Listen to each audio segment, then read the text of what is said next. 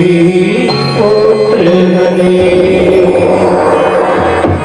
प्रभु नाम सुच दीन कहाँ से है प्रभु स्वामी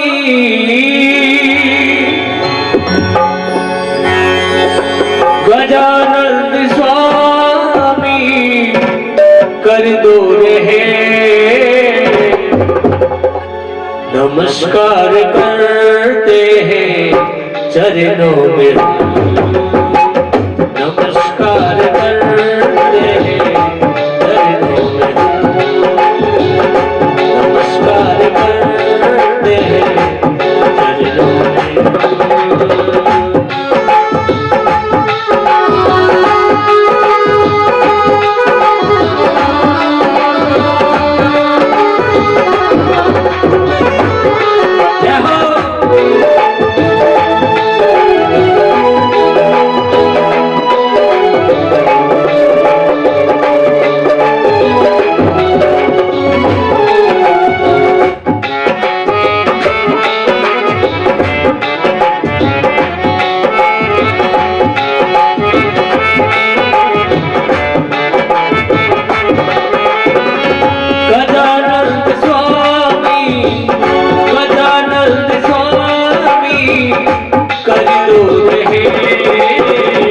नमस्कार करते हैं चरणों में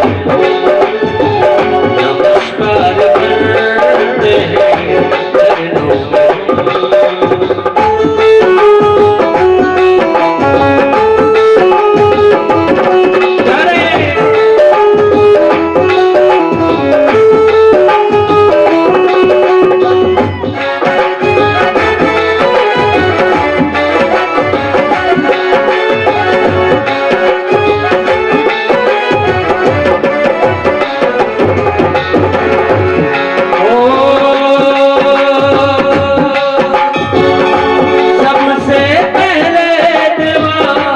तुमको मनावा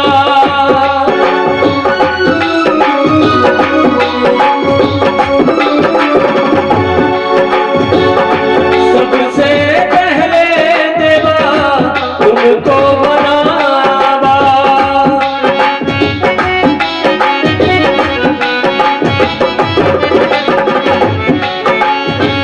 करी दो दयालु कर दो दयालु थोड़ा रहे नमस्कार करते हैं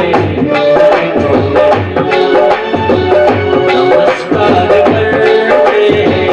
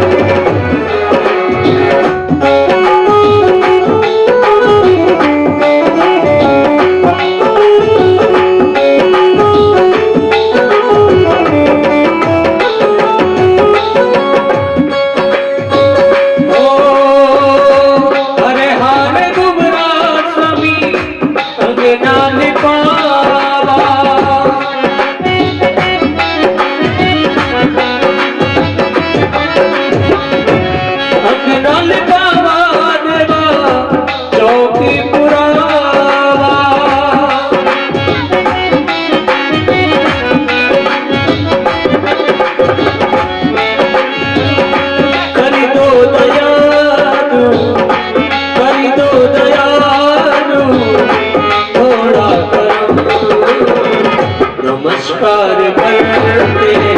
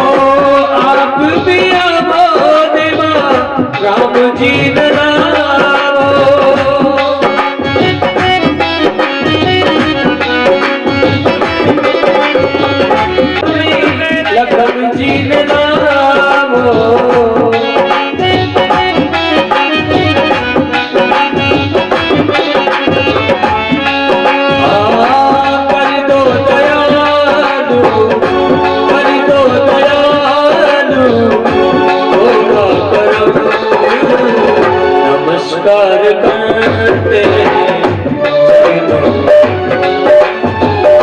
नमस्कार करते हैं।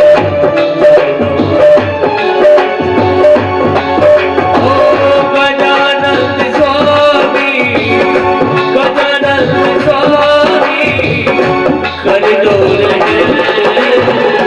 नमस्कार करते हैं, नमस्कार करते हैं, नमस्कार करते हैं, चले दो, चले दो। गजानन भगवान की जय। तेरे बिना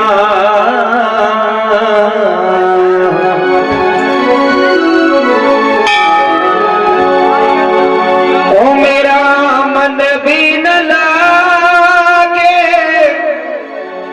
तेरे बिना। हले हले श्री राधे श्याम।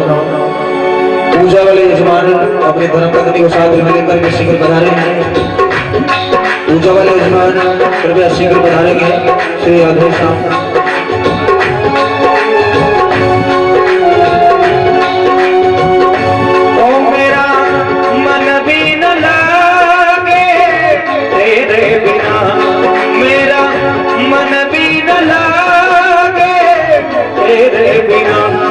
कैसे जीवूं मेरा धारानी, तेरे बिना कैसे जीवूं मेरा धारानी, तेरे बिना।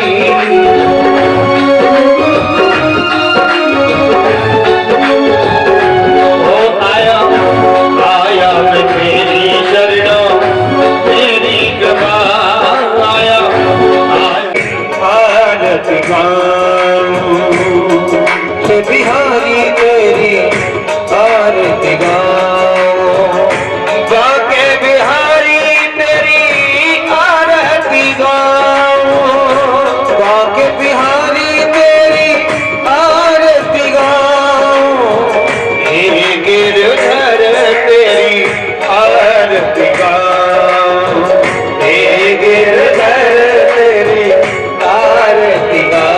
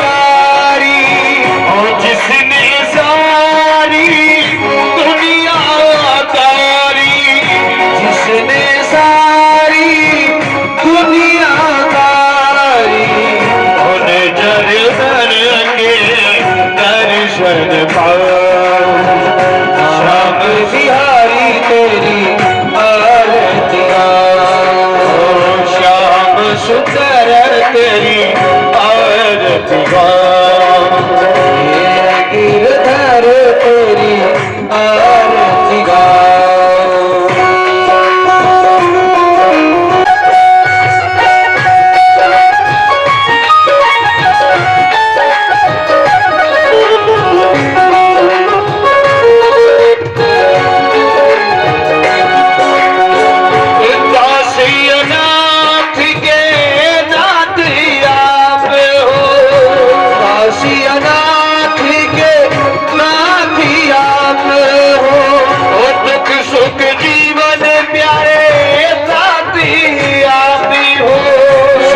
दुख जीवन प्यारे साथी आप हो, हरि चरण में शीश नवाऊं, बाबा के बिहारी तेरी आरती गाऊं, हे गिरधर तेरी आरती गाऊं, श्याम सुंदरी तेरी आरती गाऊं।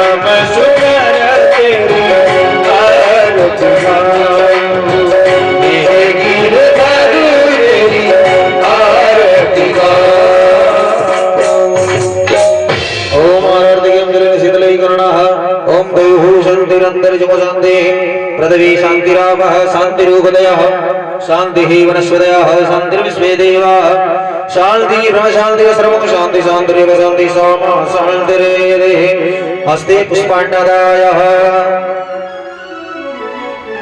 हरिः ओम जगदीनगिमय जलदेवास्तान् धर्माणमृतमन्नासरणा ते हराकं महिमानः सजन्तेन्द्रपुरवे साध्याः सन्ति देवा हरिः ओम एक दलताय विद्महे वक्रतुण्डाय धीमहि तन्नो दन्ते प्रचोदयात् ओम नन्दनन्दनाय विद्महे यशोदानन्दनाय धीमहि तन्नो श्रीकृष्णो प्रचोदयात् सेवयति गावकुल जल्वगपाठिलाब्जे पूर्णांगजाति कर वीर रसाल पुष्पै बिल्वा प्रवाल तुलसी दलवालती भी पूजयामि जगदीश्वर में प्रसीद नाना सुवर्ण पुष्पाणि यथा काले भवानि च पुष्पाञ्जलिर्मया दत्तं गृहाणां परमेश्वर ओम सांगय सर्वदेवाय सायुधाय सत्याय पुराण पुरुषोत्तमाय नमः मंत्र पुष्पांजलि समर्पयामि बोले राजा रामचंद्र भगवान की आरती दीजिए सब लोग बोले राजा रामचंद्र भगवान की बोले भागवत महापुराण की बोले सुखदेव जी महाराज की बोले देवनारायण भगवान की कृष्ण कन्हैया लाल की गोवर्धन धाम की गिरिराज बाबा की बस्ती माता की जय जय श्री राधे जय जय श्री राधे जय जय श्री राधे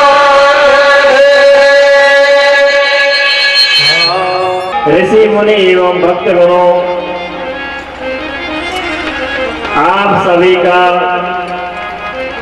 इस श्रीमद् भागवत ज्ञान गंगा में आभार प्रकट करते हैं, हार्दिक स्वागत करते हैं। जहाँ तक दूर दराज तक जो भी आवाज जा रही है वहां का शुद्ध वातावरण होते चलो जा रहे है। जहाँ तक आवाज गूंजती है वह सारा वातावरण एकदम भगवतमय हो जाता है। सभी भक्तगण अपनी मन की वाणी को शुद्ध करने के लिए 2 मिनट का भगवान का नाम उच्चारण करें। बोली वृंदावन बिहारी लाल की जय। गोविंदा गोपाला मेरो मुरली मनोहर नंद लाला।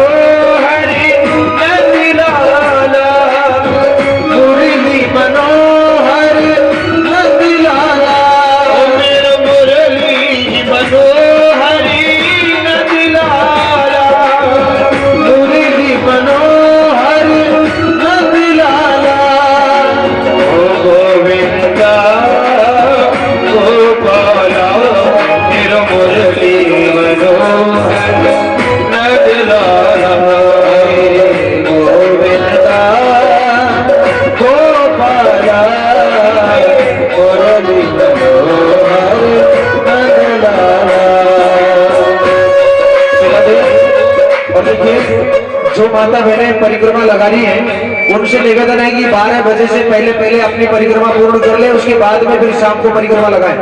4 बजे के बाद में परिक्रमा लगाएं। आपकी वजह से पब्लिक पूरी डिस्टर्ब होती है, तो आपसे निवेदन है कि परिक्रमा 4 बजे के बाद में लगाएं। अभी बीच में परिक्रमा कोई भी नहीं लगाए। श्री राधे।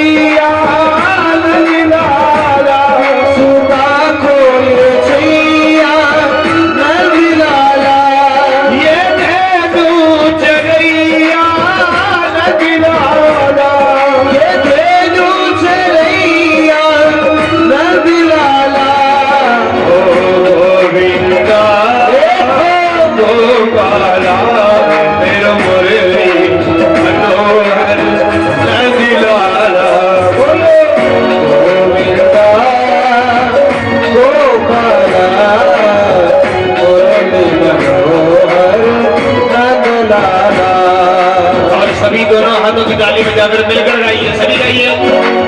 आजा नंद लाल बुलावे तेरी मैया, आजा नंद लाल बुलावे तेरी मैया, बुलावे तेरी मैया, बुलावे तेरी मैया, बुलावे तेरी मैया, बुलावे तेरी मैया। आजा नंद लाल बुलावे तेरी मैया, लाल बुलावे तेरी मैया। ऐसे नहीं, दोनों हाथ उठाकर जैसे आप बुला रहे हो ऐसे तो कन्हैया की तो बहुत दूर बात गैया भी नहीं है। दोनों हाथ समर्पित भाव से उठाकर मिलकर गाइए। आजा नंद लाल बुलावे तेरी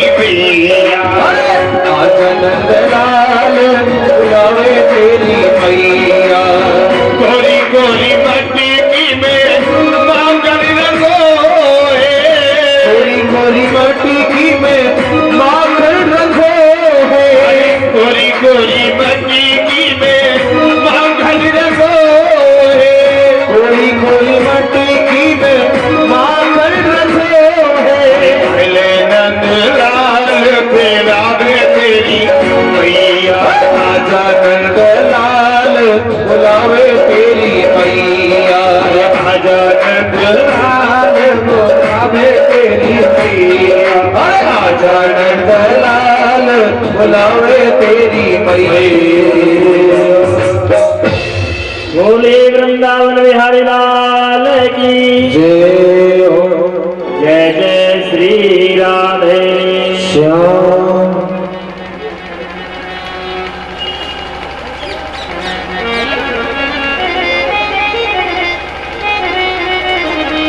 श्रीमद् भागवत कथा ज्ञान गंगा का आज तृतीय दिवस है।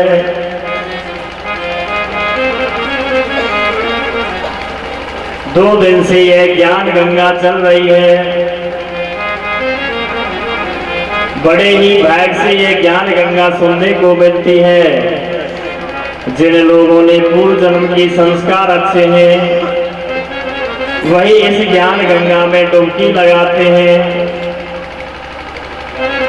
धन्य है ऐसे लोगों को अपना समय निकाल करके इस ज्ञान गंगा में डुबकी लगा रहे हैं।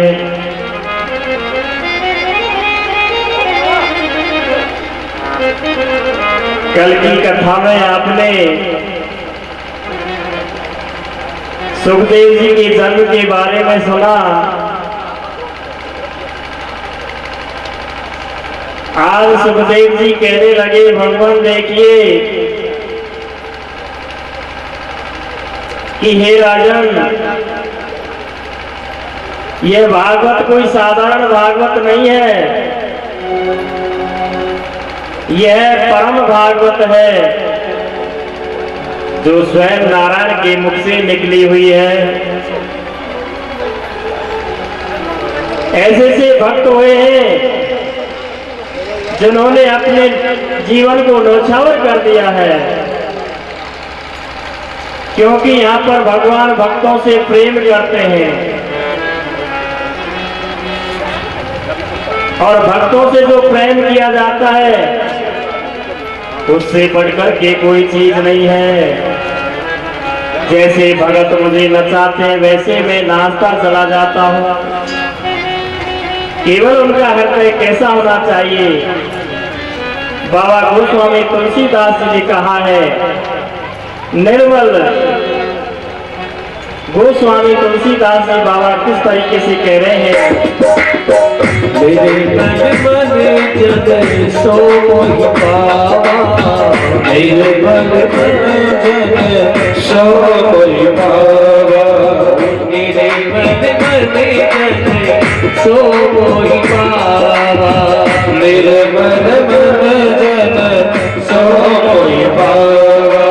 ओ मोहि कपट छल छिद्र न भावा, मोहि कपट छल छिद्र न भावा, मोहि कपट छल छिद्र न भावा, मोहि कपट छल छिद्र न भावा।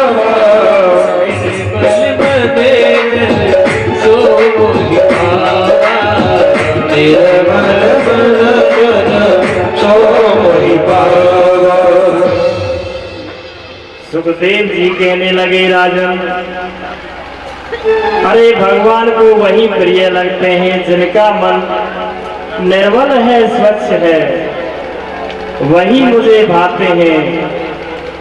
तो मैं ऐसे भक्तों की जो अनन्य भक्त हुए हैं, जिनमें एक विदुर्भी भक्त हुए थे,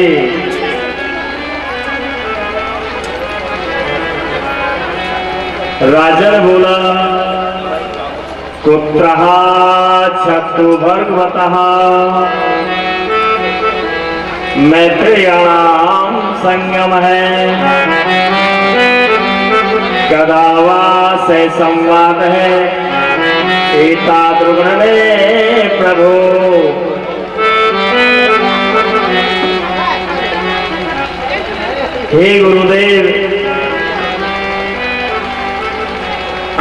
मुझे ऐसे मित्र की कथा सुनाइए जिन्होंने अलग भक्ति की है।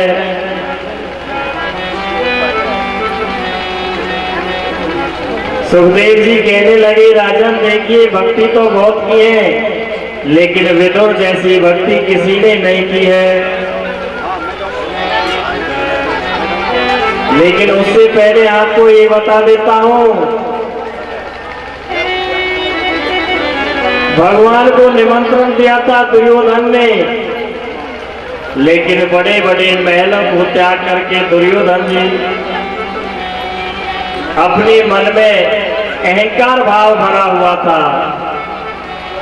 जहां पर अहंकार होता है वहां भगवान जाते नहीं है। जिनके अंदर द्वेष भावनाएं भरी हुई है, किसी जो चीज को देख करके अहंकार हो जाता है, प्रभु उनसे दूर रहते हैं। तो कहने लगे, राजन मुझे ऐसे अहंकारी का भाव सुना दीजिए।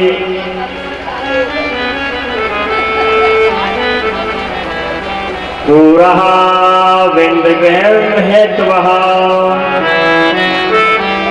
प्रवेशाता सतकृतम।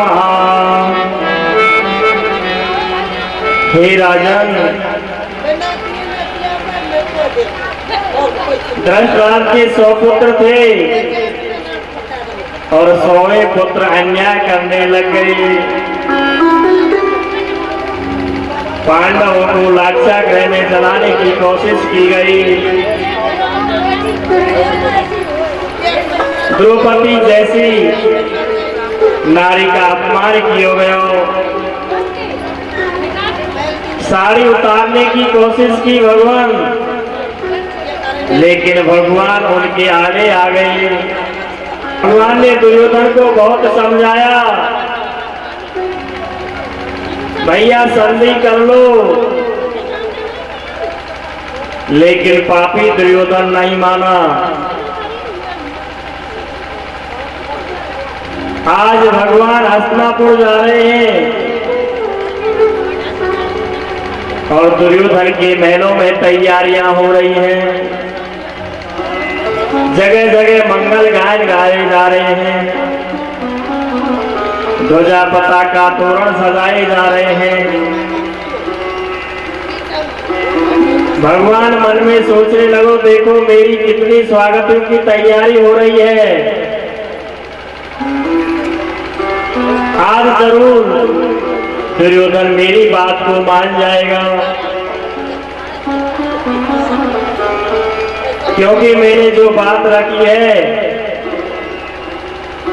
कि भैया आपस में बंटवारा सही सही कर लीजिए, क्योंकि भाई भाई का बंटवारा तो समान में ही किया जाता है। आज भगवान हस्तिनापुर जा रहे हैं, तैयारियां हो रही हैं। भगवान समझ गए कि आज फैसला जरूर हो जाएगा। 56 तरह की मिठाइयां तैयार की गई।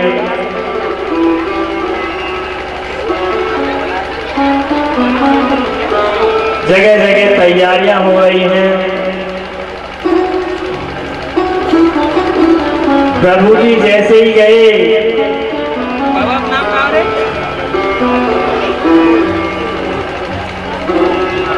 दुर्योधन से कहा, भैया मान जाओ, आपस में भाई भाई को मामला है। न्याय से चलिए, अधर्म की ओर मत जाइए, धर्म की ओर चलिए। लेकिन पापी दुर्योधन नहीं माना। तुम तो बंटवारे की बात करते, मैं तो 1 इंच में भूमि नहीं देना चाहता हूँ। चाहे कुछ भी हो जाए।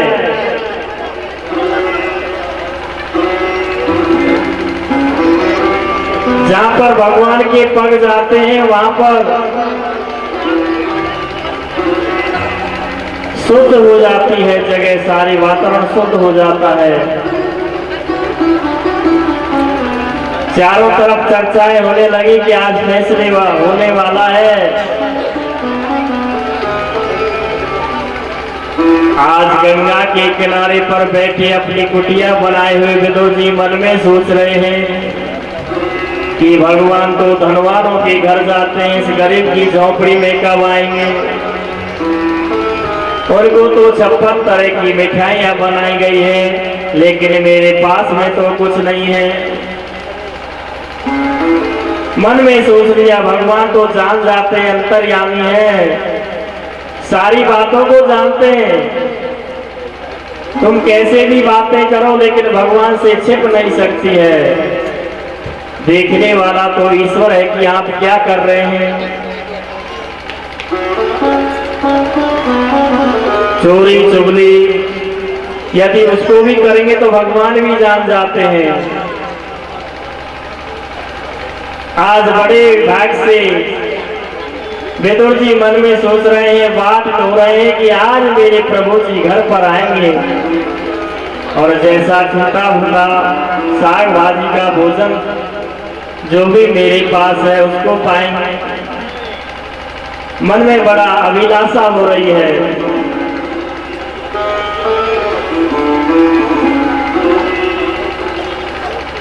भगवान कहने लगे भैया ऐसा तो करो, आधा राज्य नहीं दे सकते तो कम से कम 5 गांव तो दे दो। लेकिन दुर्योधन नहीं माना। सुची मात्रम मैं दास्यामि विना युद्धेन केशवः। क्योंकि धृतराष्ट्र तो अपने 100 पुत्रों के योग में अंधा हो रहा है कि मेरे पास 100 पुत्र हैं, पांडव तो 5 ही रह गए हैं। धृतराष्ट्र अंधा हो गया, पुत्रों के उसमें अभिमान हो गया कि मेरे पास में 100 पुत्र हैं, ये तो केवल 5 ही हैं। धृतराष्ट्र को ये पता नहीं है कि धर्म और अधर्म का युद्ध कैसा होता है। धृतराष्ट्र ने दुष्टता नहीं त्यागी, लेकिन भगवान तो समझौता ही करते हैं। 400 गलती कर देते हैं तब भी भगवान मान लेते हैं, माफ जरूर करते हैं, लेकिन जब पाप का घड़ा भर जाता है तो भगवान उसको नहीं मानते हैं। दुर्योधन कहने लगा बिना युद्ध के तो मैं 1 इंच भी जमीन नहीं दूंगा, आपको तो युद्ध ही करना पड़ेगा। भगवान का वहां तिरस्कार कर दिया और कहने लगे कन्हैया जी मेरे घर में 56 तरह की मिठाइयां बनी हुई हैं, कम से कम प्रसाद पा करके जाओ। लेकिन ठाकुर जी ने दुर्योधन की बात नहीं मानी। चाहे सामने वाले को कितनी भी भूख हो, लेकिन जिस भोजन में प्रेम का स्वाद नहीं है वो भोजन तो व्यर्थ ही मानो गयो है। कोई भी रास्ते से निकल रहे हैं या संत महात्मा घर पर पहुंच गए, कहने लगे भैया पानी पिला दो, रोटी खानी है। कहने लगे बाबा आगे बढ़, यहाँ तो कोई रोटी पानी नहीं है। परमात्मा भी सोच लेता है कि मैंने दिया हुआ है और तब भी ये मचल रहा है। सबको पता है, भगवान जानते हैं कि हमारे पास होते हुए मना कर देते हैं, तो ईश्वर भी जान जाता है कि ऐसी ही बुद्धि होनी चाहिए। उसको भगवान बढ़ावा नहीं देते हैं। यदि ऐसे लोग बढ़ जाएंगे तो सारा अत्याचार बन जाएगा। आज विदुर जी बात हो रहे हैं कि ठाकुर जी मेरे घर पर जरूर आएंगे। जिस भोजन में प्रेम नहीं है, दुर्योधन तुम्हारे मन में यदि मेरे प्रति प्रेम होता तो मैं पूर्वक आपकी भोजन करता हूं, क्योंकि दृष्टकाल का जो दृष्टनाष्ट्र है उसका जो निमंत्रण है, मैं इस निमंत्रण को नहीं लूंगा, इसमें तो अहंकार भरा हुआ है। ऐसा कहकर के ठाकुर जी वहां से प्रस्थान चल दिए। विदुर जी को पता लगा कि मेरे ठाकुर जी आ रहे हैं। अब विदुर जी जल्दी जल्दी बाजार की ओर प्रस्थान हो गए कि कुछ ले चलते हैं। विदुर जी सामान लेकर के आ रहे हैं। विदुरानी जी बात हो रही है कि मेरे प्रभु जी आ रहे हैं। धन्य है, आज मेरे आंगन में स्वयं नारायण पधार रहे हैं। मन में विचार आ गया। इधर विदुर जी जल्दी जल्दी घर के लिए प्रस्थान हो रहे हैं। विदुरानी जी अपना कार्य लग रही है, बड़ी प्रसन्न है रही है, बड़ी अत्यंत इतना प्रेम हो गया। जगह जगह कहीं सामान को कहाँ रखती है, कभी कहाँ रखती है। विदुरानी जी अपने मन में प्रेम की भावना लिए हुई है। एक में कन्हैया वहां पर दरबार पर आ पहुंचे। अरे कोई है क्या भैया? विदुरानी जी ने अपना तुरंत काम संभाला।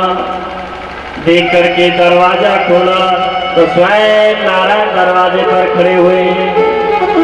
आज मेरा बड़ा भाग्य है कि मेरे दरबार में नारायण जी आ गए।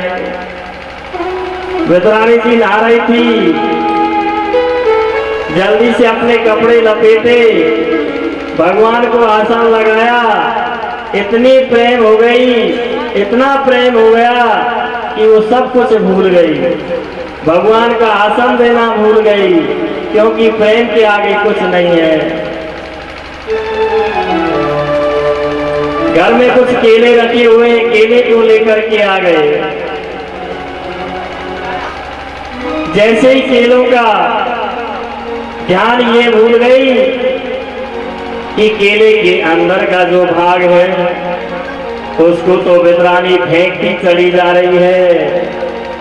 ध्यान ही भूल गई मैं प्रभु जी को क्या खिला रही हूँ, और भगवान को छिलके खिला रही है। भगवान बड़े आनंद प्रेम फूलों से छिलके खा रहे हैं। भगवान ने कहा कि जिस भोजन में प्रेम नहीं है वो किसी काम का नहीं है। बड़े चाव से खा रहे हैं। इतने में विदुर जी आ गए। अरे विदुरानी जी क्या कर रही हो? भगवान को तो तुम छिलके खिला रही हो, अंदर के भाग को फेंकती चली जा रही हो। एकदम विदुरानी को होश आया, देखा तो वाकई में भगवान को छिलके खिला रही थी। लेकिन जैसे अंदर का भाग भगवान को खिलाया तो भगवान ने सोचा कि जो पहले प्रेम था आज उसमें प्रेम नहीं है। प्रेम की वासनाएं होती हैं। विदुर जी का मान सम्मान रखा। जो कोई प्रेम भाव से घर पर चाहे रूखा सूखा कैसा भी हो, लेकिन उसमें प्रेम भाव होना चाहिए। आज भी कुटिल है महाराज, चाहे कितने भी कथा कहो, चाहे कुछ भी कहो, लेकिन कथा पर ध्यान नहीं है। अब पहल के जन्म में जो पढ़ा थे वो क्या बन गए? पटेल। ऐसा बताया गया है, क्योंकि उनको ये नहीं भाता है, उनको भागवत नहीं भाती है, क्योंकि वो कुचल है, कुटिल है। वो हमेशा निंदाई करके आते हैं यहाँ पर। अरे जिस भगवान के दरबार में प्रवेश कर गए, अरे जहाँ पर भगवान की शरण में आ गए तो दूसरी बातों को छोड़ करके अरे भगवान पर ध्यान करिए। जो आगे की जो हमारी बातें हैं, अब तो जीवन आपका बिगड़ गया, लेकिन आने वाले जीवन को सुधार लीजिए। तो किस तरीके से भगवान का भजन करके अपने जीवन को वर्क करेंगे, यही कामना है। जीवन तेने व्यर्थ गमायो, अजो रगबहु सवरिया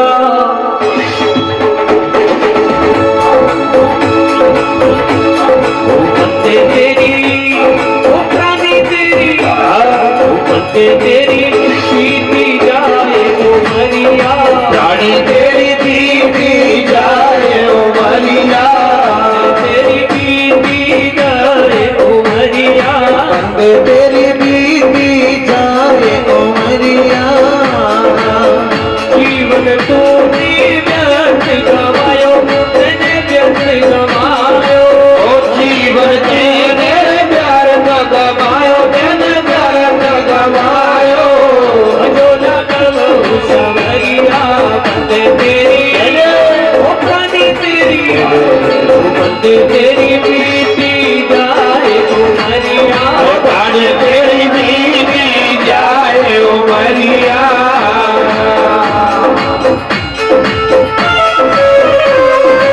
क्या बात है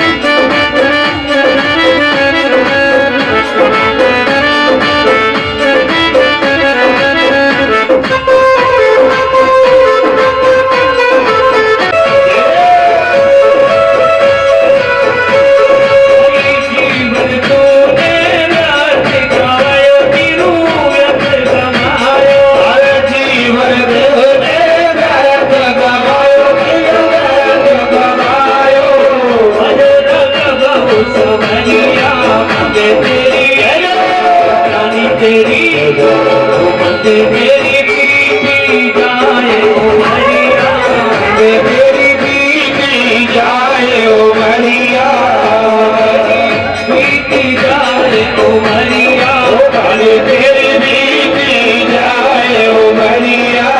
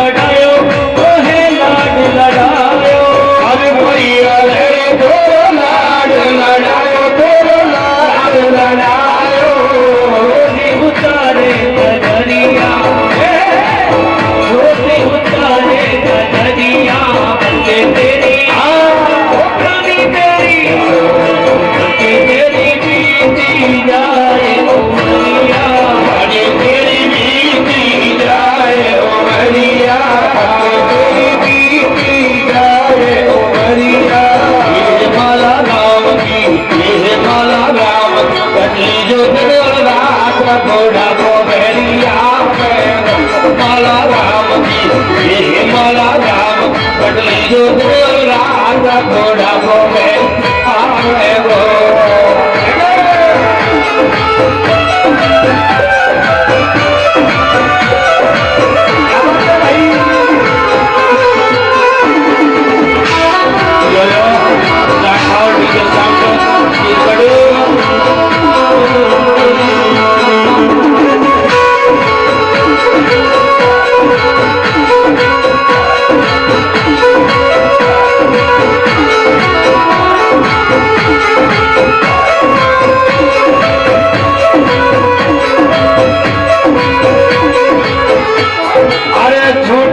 बट तेरे माया जोड़ी तेरे माया जोड़ी बट तेरे माया जोड़ी तेरे माया जोड़ी बट तेरे माया जोड़ी तेरे माया जोड़ी बट तेरे माया जोड़ी तेरे माया जोड़ी आगती बांधी गठरिया रानी लहल लाला लल हरि नाम की माला लल हरि नाम की माला लल हरि नाम की माला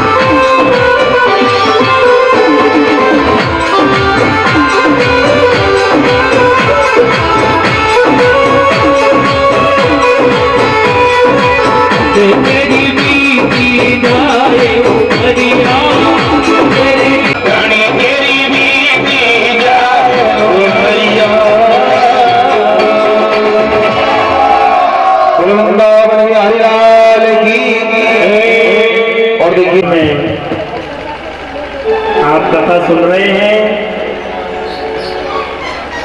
भगवान ऐसे भक्तों की महिमा का वर्णन कर रहे हैं जिन्होंने अपार भक्ति की।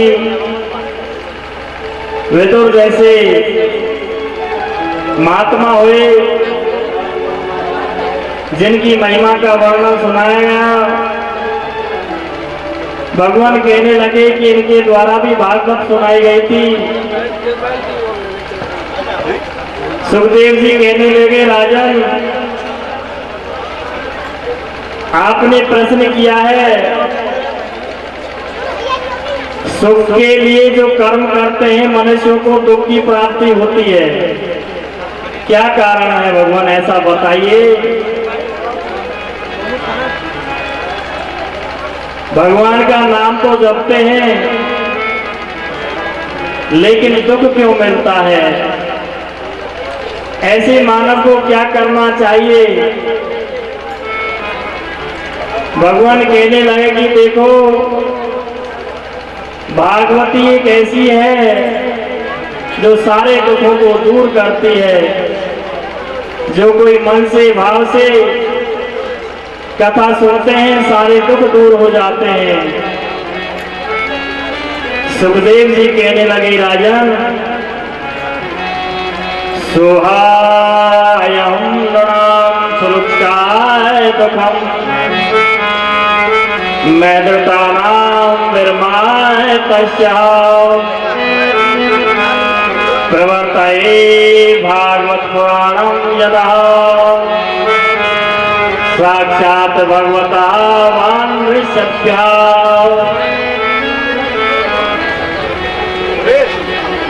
कहने लगे राजन, विदुर जी की आदिकाल से जो दृश्यमान जगत है, सर्वेश्वर जो परमात्मा है, एक से अनेक होने की इच्छा बताई गई है। एको हम बहु श्यामहा, जो अनेक रूपों में फैला हुआ है, स्वयं नाच कर रहे हैं, क्रीड़ा कर रहे हैं, खेल कर रहे हैं। परमात्मा ने ही इस जगत की रचना की है। हमारे संसार का स्वयं भगवान ने निर्माण किया। स्वयं ठाकुर जी निर्माता हैं। सबसे पहले भगवान ने इच्छा शक्ति माया को प्रकट किया था, क्योंकि भगवान को भजन नहीं भजने देते हैं। ये माया ऐसी है जो भगवान का भजन नहीं भजने देती है। भगवान ने अपने मन को आधान किया और महत्व का जन्म बताया, और इस महत्व के जन्म से 3 गुणों का जो रचना की गई है। पहला गुण है सात्विक गुण, दूसरा गुण है राजस गुण, और तीसरा गुण है तामस। और तीनों में ही अहंकार का जन्म हो गया भैया। और जहां अहंकार होता है वहां परमात्मा नहीं आते हैं। और अहंकार से ही पंच तन्मात्राएं बनाई गई है, जिसे पंच महाभूत कहा गया है। ज्ञानेन्द्रियां और कर्मेंद्रियां हैं, जिसमें अधिष्ठा देवता प्रकट हुए हैं। और अधिष्ठा जो देवता है, सबने मिलकर के एक सृष्टि का निर्माण किया है भैया। आज देवता भगवान से स्तुति कर रहे हैं कि प्रभु इसका निर्माण करिए, विनती कर रहे हैं। सुखदेव जी कहने लगे, नमाम ते दे पदारविंदम प्रपत्रः तापनाशनम पत्रम यन्मूल गीता यतोषाशोरो संसार दुखम बहिरो विपत्ति। तीनों ताप हैं जो भगवान की चरण कमलों में शरणागत है गए। त्रिविध तापों की रक्षा करने के लिए जिस प्रकार भगवान ने छाता को बनाया है, जिसमें धूप और छाया प्रवर्तित होती है,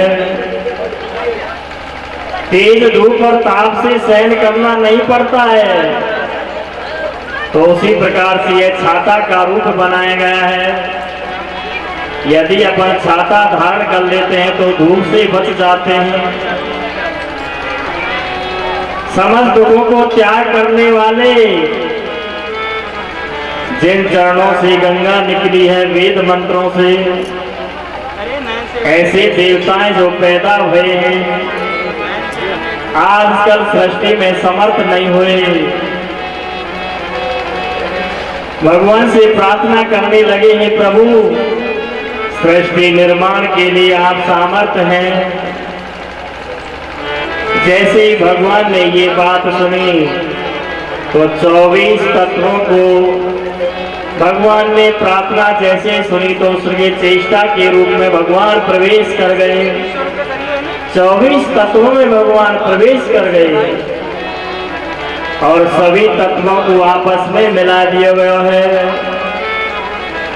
और सभी तत्वों से एक स्थूल शरीर अंड की रचना की गई। अंडा हजारों वर्ष तक जल में पड़ा रहा, लेकिन कोई समय उसको नहीं व्यतीत हो पाया कि ये क्या चीज है। बहुत समय बीत गया, उसी अंडे से विराट भगवान प्रकट हुए और विराट की इंद्रियों में इंद्रियों के अधिष्ठा देवता भी पैदा हो गए। पुरुष सूक्त में जिन प्रभु का वर्णन वेद भगवान कर रहे हैं, सारी जड़ चेतन स्थावर जंगम सारा संसार इन्हीं विराट प्रभु में जन्म ले लियो गयो। 1000 चतुर्युगी तक विराट भगवान जल में सोते रहे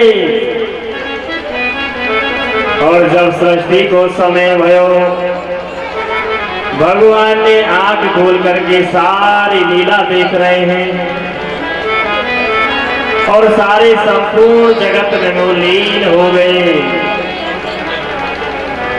उसी समय राजस जो तीनों गुण हैं, अहंकार से उत्पादित होकर के नाभि से कमल प्रकट भयो और वही कमल विष्णु भगवान का ही था। उनकी नाभि से जो प्रकट हुआ है, भगवान विष्णु की नाभि से कमल प्रकट भयो और कमल की डंडी पर ब्रह्मा जी प्रकट हुए। चारों तरफ दृष्टि घुमाई तो चारों तरफ जैसे ही दृष्टि घुमाई तो 4 मुख हो गए ब्रह्मा जी के। ब्रह्मा जी ने विचार किया कि मैं कौन हूं, कहां से आया हूं, ये समझ नहीं पाए। चारों तरफ घुमाए, दृष्टि घुमाई, 4 मुख भगवान के बन गए। मालूम ही नहीं था कि ये कमल कहां से आया है, कैसे आया है। ब्रह्मा जी सोचने लगे कोई आधार तो होगा, ये कमल कहां से आया हुआ है। मन में विचार ब्रह्मा जी ने किया कि कमल नाल के सारे वो जंगल जो जल है, जो कमल का नाल होता है, उसके सारे वो जल में प्रवेश हो गए। ब्रह्मा जी खोजने लगे, 100 वर्ष बीत गए, लेकिन वो चीज पाई नहीं रही कि है क्या है। आज तक कोई समझ नहीं पाया है कि ठाकुर जी कहाँ छिपे हुए हैं। ब्रह्मा जी को कोई वस्तु नहीं मिली कि आधार क्या है और निराश होकर के कमल की डंठल के सारे भार आ गए। 100 वर्षों तक उन्हें हृदय में ही एक अनोखे पुरुष का दर्शन हुआ। 100 वर्षों बाद दर्शन जब हुआ तो ब्रह्मा जी को प्रकट करने वाले जो शेष थे, वो शेष नाग की सैया पर सोए हुए हैं। उनका बड़ा रंग नीला है, बड़े ही अत्यंत सुंदर हैं, आभूषणों से सुसज्जित हो रहे हैं, बड़ी शोभायमान दिखाई दे रहे हैं ठाकुर जी। तो ब्रह्मा जी भगवान से स्तुति करने लगे। ज्ञातो श्रीमध्यम सुचिरानुदे भाजम ने गायते भगवतो गतिर्चम बध्यम नान्यम उत्तम वदस्तः भगवन्तः सुतम माया गुण व्यक्तम राजगुरो विभासी। कि हे प्रभु, आप मंगलकारी रूप को मैं जान रहा हूँ, आपके अलावा इस संसार में कोई नहीं है। आप सारी चीज को जान सकते हैं, आप तो सब में समाये हुए हैं। इस प्रकार से विषाद करने लगे। भगवान अंतर्ध्यान होने के बाद में ब्रह्मा जी ने कमल से 14 लोगों की रचना कर दी गई। 10 प्रकार की सृष्टि के काल के द्वारा उसको सजाया गया और वैकृतिक भेद से 10 प्रकार की सृष्टि पैदा कर दी गई। जिसमें काल भगवान का स्वरूप माना गया है। संसार की सबसे छोटी इकाई परमाणु माना गया है। जितनी देर तक सूर्य का अतिक्रमण होता है उसी समय को परमाणु काल कहा गया है। दोनों परमाणु से मिलकर के एक अणु पैदा भयो और तीनों अणु में एक त्रिशे रेणु नाम की, जो खिड़की में से आने वाले सूर्य की जो किरण दिखाई देती है उसी त्रिशे रेणु है। इस तीन त्रिशे रेणु की एक त्रुटि हुई और त्रुटियों का एक वेद माना गया है और तीनों वेदों का एक लव है और तीनों लवों का एक नमेश बनाया गया और तीनों नमेश का एक क्षण बनाया गया। 5 क्षणों की एक काष्ठा बनाई गई और 15 काष्ठाओं का एक लघु बनाया गया। 15 लघुओं की एक घड़ी बताई और 2 घड़ी का एक मुहूर्त बताया गया है। तीनों मुहूर्तों का एक पहर माना गया है और 4-4 पहर के 3 रात होते हैं। 15 दिन का एक पक्ष माना गया है। 2 पक्षों को एक महीना माना गया है और 2 मासों की एक ऋतु मानी गई है। 6 मास का एक अयन माना गया है जिसे उत्तरायण और दक्षिणायनों की संज्ञा दी गई है। 12 मासों का एक वर्ष होता है जिसमें देवता पितर मनुष्य सभी की आयु 100 वर्ष मानी गई है, जो 12 वर्ष का होता है। लेकिन सभी वर्षों का मान सबका अलग अलग बताया गया है, जिसमें सतयुग जो युग बांटे गए हैं, जो 4 युग हैं, जिसमें पहला युग सतयुग है, दूसरा युग त्रेता युग है, तीसरा द्वापर युग है और चौथा कलयुग माना गया है। 1000 चतुर्युगी व्यतीत होने पर ब्रह्मा जी का एक दिन होता है भैया, और ब्रह्मा जी के एक दिन को एक कल्प कहा गया है। एक मनु के काल को मनवंतर कहते हैं और प्रत्येक मनवंतर में मनु पुत्र ऋषि देवता इंद्र भगवान का अंश अवतार बताया गया है।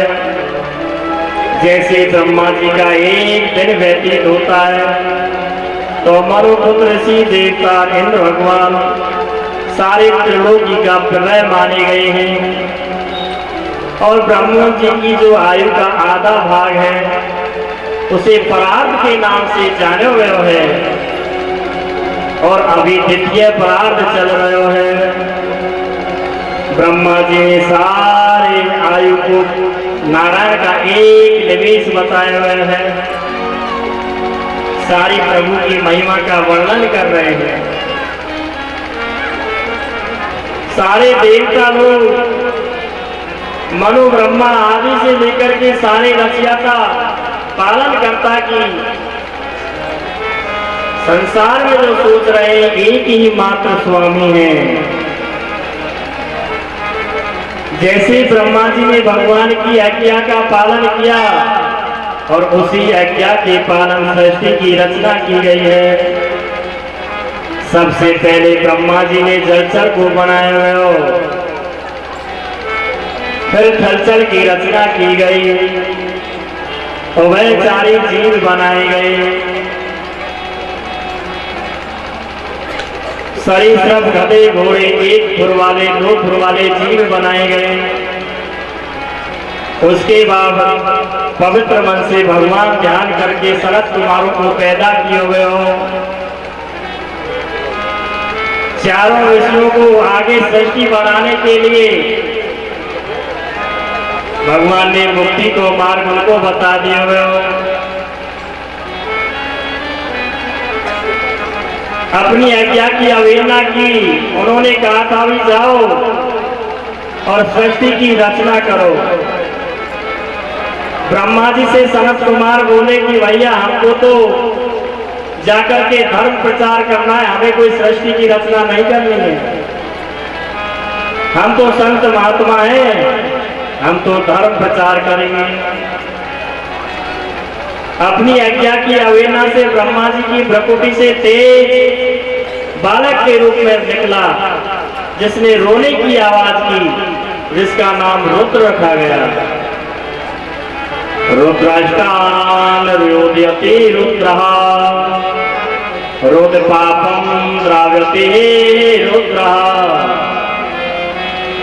जिनमें 11 रुद्र और 11 रुद्राणी पैदा हुई, जिन्होंने तमा गुणी सृष्टि को पैदा किए हुए हो। ब्रह्मा जी बोले देवताओं, श्रेष्ठ रुद्र अपनी सृष्टि को रोकिए। रुद्र तो तपस्या करने में वन में चले गए, इनको रोकिए नहीं तो सृष्टि की रचना कैसे होगी। ये तो वन के लिए चले जा रहे हैं। विवेश तप से वनम, यदि सृष्टि की रचना नहीं की गई तो आगे सृष्टि कैसे बढ़ेगी। रोकिए इनको, रोकिए। तभी एक वृक्ष समूह का अभाव होने से जीवनम भुवनम वनम, जिसका मतलब होता है कि ब्रह्मा जी ने अपने देश से 10 ऋषियों को पैदा किया गया था। मरीचाच नगसो पुलस्त पुलैरितो भृगु वशिष्ठो दक्षः दशमंत्रः नारदः। आज ब्रह्मा जी के मन से मरीचि पैदा हुए, 10 ऋषियों को पैदा किया गया था। आंखों से अत्रि ऋषि को पैदा किए हुए हो, मुख से अंगरा को पैदा किए हुए हो, कानों से पुलस्त ऋषि को पैदा किए हुए हो, नाभि से फुलय ऋषि को पैदा किए हुए हो, हाथों से ऋतु ऋषि मनाए गए, त्वचा से भृगु ऋषि को पैदा किए हुए हो, प्राणों से वशिष्ठ ऋषि को पैदा किए हुए हो, अंगूठा से दक्ष ऋषि को पैदा किए हुए हो, और गोद से नारद जी भगवान प्रकट हुए। इस तरीके से ब्रह्मा जी के मन में सारे शरीर की दृष्टि पैदा की गई। मन में विचार आ गया, 10 ऋषियों को पैदा किया गया, अब आगे सृष्टि को बढ़ाना है।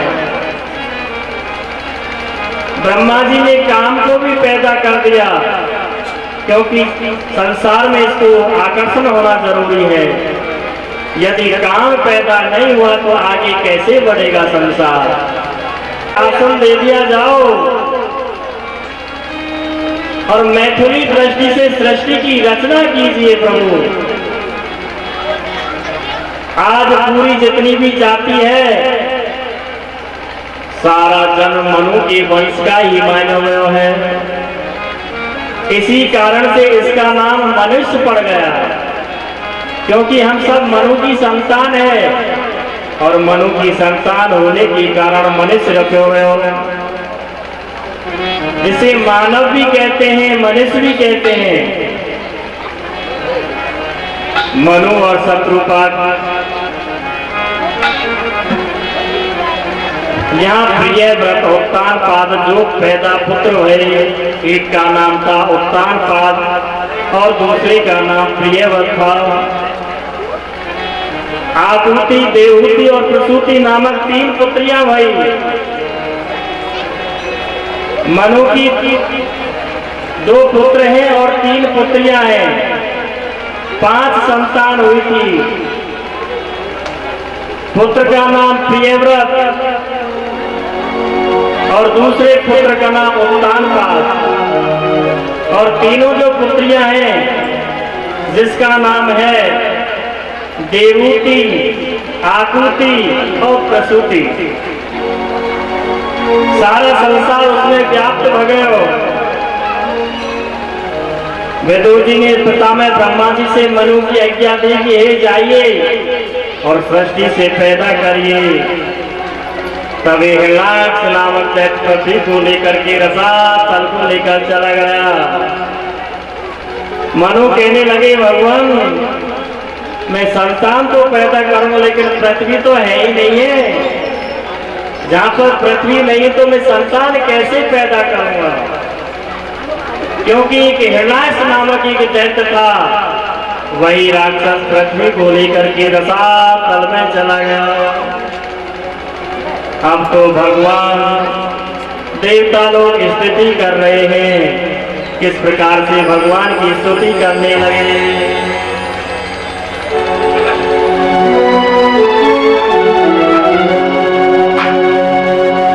जय जय नारायण नारायण हरि हरि, जय जय नारायण नारायण हरि हरि, जय जय